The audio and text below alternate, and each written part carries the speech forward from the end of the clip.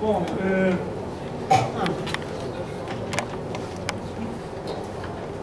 então, Oi?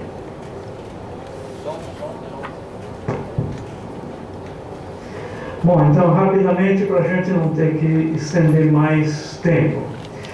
Olha, antes de entrar exatamente na apresentação, chamar novamente, né? Eu já fiz isso várias vezes, as comissões precisam da participação dos conselheiros. Não dá para a gente continuar as comissões com um número reduzidíssimo de conselheiros. Né? Isso vale para todas as comissões em geral, aquilo que a Marcela já tinha chamado a atenção, e aquilo que a gente coloca aqui.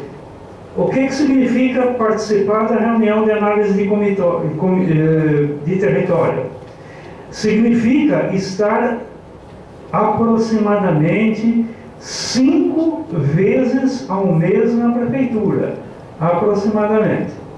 Tá? Então não é uma coisa simples, a gente tem levado, é um esforço grande, mas a gente precisa de ajuda, precisa formar conselheiros que possam participar de processos de licenciamento, tá? Através disso aí. Eu já falei isso várias vezes, a coisa não repercute, né? Mas vamos tentar aumentar essas comissões. Olha, no dia 15, agora passado, nós estivemos retornando ao aeroporto de Viracopos. Por que eu digo retornando? Porque há 4 ou 5 anos atrás, a gente já havia feito uma visita técnica na região, já tínhamos adentrado ali propriedades no entorno. Naquela época, as obras do aeroporto eram incipientes, né? Elas não estavam realmente em andamento, e agora a gente propôs e levou uma visita que são muitas horas, né, de participação, com vários conselheiros, né, desde a presidência do Condema, passando pela conselheira Tereza, pelo conselheiro Lira, por mim e por... Só, né? Esqueci alguém? Não, Mário não estava na reunião, não. Ele estava fora aí. Bom, então, o que nós temos aqui? Nós fomos à região de Viracopos com uma tarefa específica de olhar, primeiro, como é que está o entorno, a situação ambiental do entorno de Viracopos. Segundo, algumas questões bem específicas referentes à obra, e algumas coisas que a gente queria constatar em comparação com aquela visita anterior. Pode passar, Mário, por favor? Então, está aí. A gente procurou ter uma visão geral da obra, procuramos ver a situação das nascentes e cursos d'água. Nós temos um mapeamento do processo original de Viracopos, das quase 50 nascentes que estão na região e estão próximas ou já envolvidas pelas obras de ampliação do aeroporto. A situação da usinagem de concreto, havia uma denúncia de moradores da região de que resíduos de concreto estavam chegando nos cursos d'água. Vamos lá constatar, apesar de não sermos fiscais nem nada, né? A situação da lagoa de decantação de esgotos, tradicional existente no aeroporto, e finalmente a situação da nascente em Minas do entorno do Cerrado. No entorno do Cerrado. Ou seja, como é que está realmente a situação daqueles cursos d'água ali do entorno. Bom, como todos sabem e acompanham pela imprensa, as obras do aeroporto estão bastante adiantadas e elas significam uma ampliação na zona noroeste da pista, tá? Ou seja, em direção à vertente do córrego do Ribeirão Viracopos, e representam aquelas alas de embarque e mais algumas coisas adicionais que estão sendo feitas. Tá? É interessante relembrar o seguinte: o processo de desapropriação da área do entorno de Viracopos está dividido em duas parcelas principais. O que a empresa já considera um domínio próprio da empresa, territorial, bem demarcado, e aquela área que ainda estaria em pendências, ou por questões de desapropriação, ou por questões de pagamentos, de compensação, né? Esqueço o termo lá, as precatórias e outras coisas semelhantes. Tá? Então, o que dá para se ver é que da área próxima à pista, as obras realmente avançaram sobre o terreno e ocuparam todo aquele espaço previsto por eles ali. Tá? Isso é uma visão vista de um mirante que tem em cima do controle ambiental de Viracopos, e dá para ver. Este mapa é proveniente do primeiro processo que nós acompanhamos enquanto Condema há cerca de 6 anos atrás, se não me falha a memória. Tá? Então são cerca de 47 nascentes espalhadas no entorno, e que naquela época a gente já levantava como problemático para a Secretaria do Meio Ambiente da época, aliás, de Planejamento e Meio Ambiente, nem existia a Secretaria exatamente, né? Que seriam áreas fortemente impactadas pela ampliação e funcionamento do aeroporto. Então nós demos uma atenção especial para essa região aqui. Essa região é aquela região onde tem o lago, e nós vamos ver o que foi feito, e para as vertentes de água que vêm para essa região e acabam dando na vertente do Capivari Mirim, certo? Essa parte de cá é a vertente do Ribeirão Viracopos. Tá? Então temos ali um divisor de água, né? Subbacias, certo? Capivari Mirim, subbacia do próprio Capivari. Tá? Aqui a gente tem num mapa que não é muito visível, eles passaram para a gente eletrônico, mas ele não tem grande resolução, daquilo que eles chamam da preocupação empresarial de acompanhamento desses recursos hídricos. Então tem aí quase uma centena de pontos de amostragem de água superficial, isso na visão do empreendedor, não na visão nossa de visita. Pode passar o seguinte.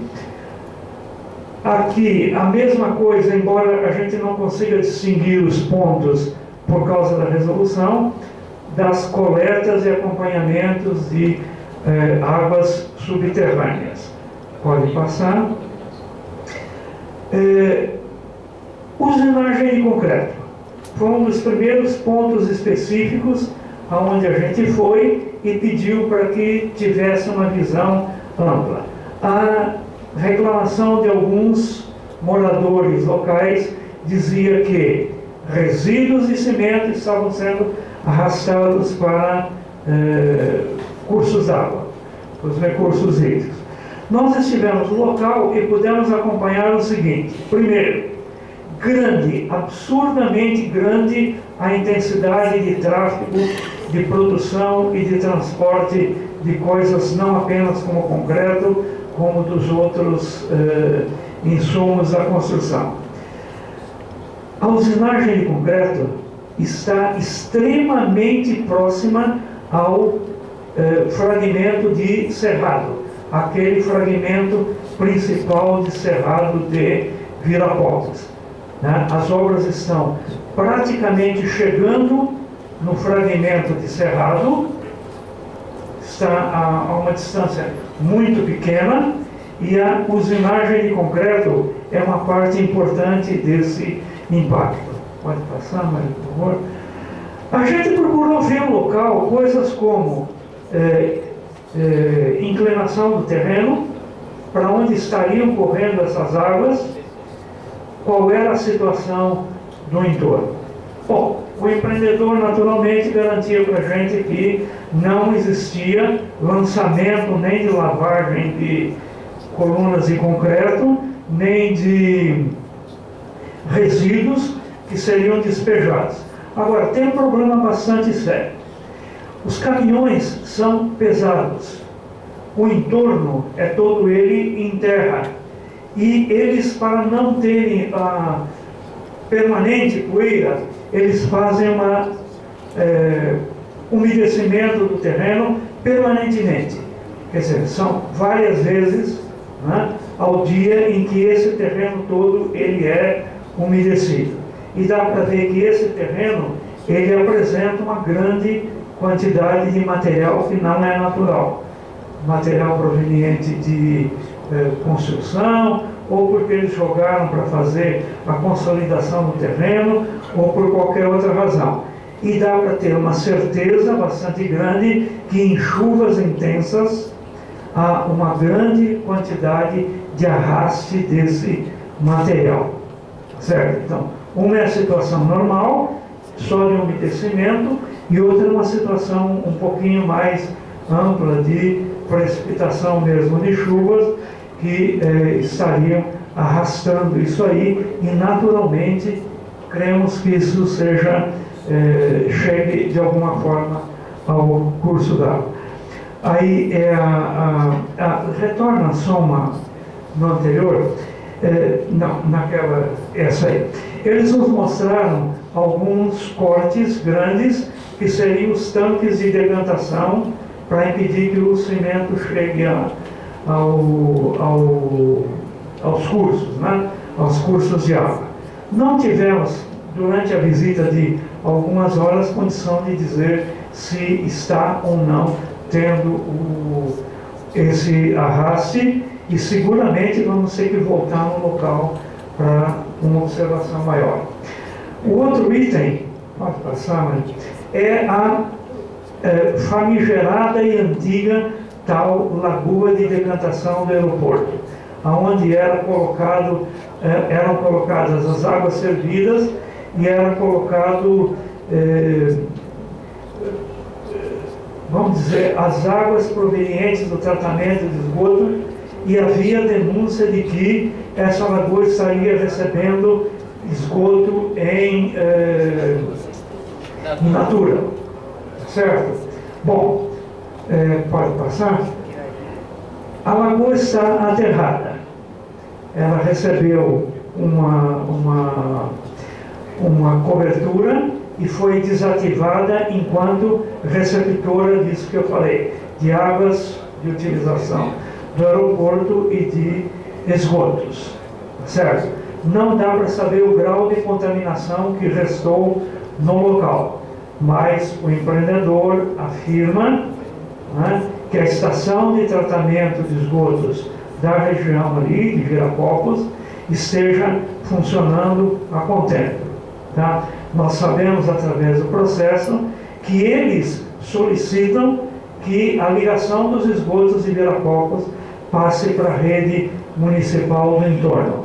Provavelmente aquela que a gente mostrou na região noroeste. Tá? Seguinte. A partir dessa região da lagoa e no limite da Mata do Cerrado, nós descemos em busca das nascentes e dos veios d'água que eram possíveis. Então você desce através de terras ainda cercadas por arame, etc., para chegarmos naquilo que havíamos visto há 6 anos atrás, 5 anos atrás, que eram cursos d'água bastante próximos dessa área. Constatação visível, gritante, que infelizmente temos, é que os cursos d'água estão reduzidos. Aquilo que eram ribeirões de áreas cristalinas, de águas cristalinas, e de grande volume estão bastante reduzidos.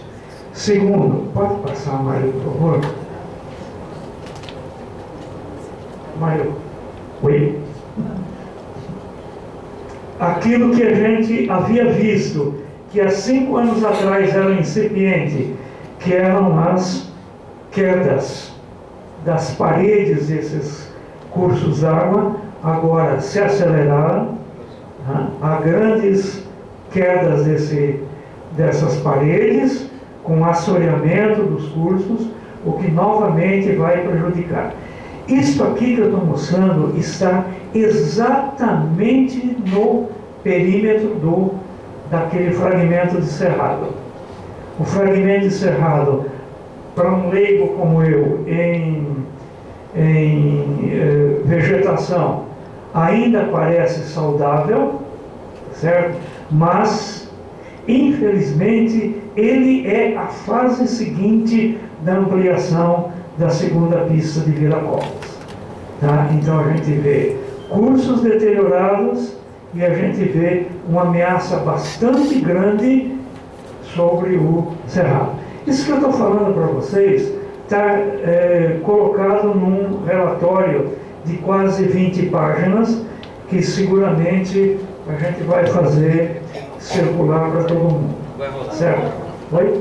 Já circulou. Já está, né? Já está, né? Tá ok. Tá bom. Então, seguinte, aí a visão de um terceirizado e de um valente conselheiro do Condema lá em cima das pedras, mostrando, e note a quantidade de pedras caídas, etc., né, que praticamente destroem uma nascente que há 5 anos atrás era simplesmente maravilhosa, com pessoas locais, residentes locais, tomando banho, utilizando mesmo fisicamente a própria nascente, né? Infelizmente é uma visão ruim e seguramente vai ficar pior. Ao lado dessa região onde estamos aqui, você tem um daqueles drenos de gabião, aqueles drenos de aramados de pedra, né? Aonde há anos atrás descemos e agora retornamos, vendo que grande quantidade de material de bordo, repito, material plástico de bordo se encontra enfoscado naquele aramado todo. Ou seja, existe uma certa disseminação de material de aeronaves, de material recolhido pelo sistema de limpeza do aeroporto, que seguramente deve estar chegando em cursos d'água. Tá? Pode passar. Conclusão. Essa é uma conclusão, não espero que todos compartilhem. Aeroportos são necessários? São necessários. Aeroportos grandes dão conforto? Dão conforto. Certo? Mas é necessário que nós, enquanto conselheiros, e nós, enquanto ambientalistas, coloquemos na cabeça o seguinte: para mim a coisa é radical. Não sei se para alguns de vocês é radical. Grandes empreendimentos são incompatíveis com o meio ambiente. Repito, grandes empreendimentos são incompatíveis com o meio ambiente. Há formas de contornar? Há. Nada além de paliativos. Ninguém vai repor aquele cerrado. Ninguém. Certo? O cerrado está ameaçado. Com a segunda pista, provavelmente, ele vai desaparecer. Mesmo que a gente pense em questões de compensação, em questões de mitigação e etc., aquele meio ambiente não será reposto. Certo? Os cursos d'água, minas, fragmentos do cerrado estão fortemente impactados e em vias de extinção. A segunda pista vai cuidar de que a extinção seja grande, do mesmo jeito que a construção do terminal novo de passageiro já eliminou um bocado daquelas nascentes e daqueles cursos d'água. Compensações são paliativos. Pode ser assumido, deve ser assumido, mas elas são paliativos. Elas não repõem a situação anterior. 3. E último, o custo social é muito grande e somos nós que sofreremos as consequências.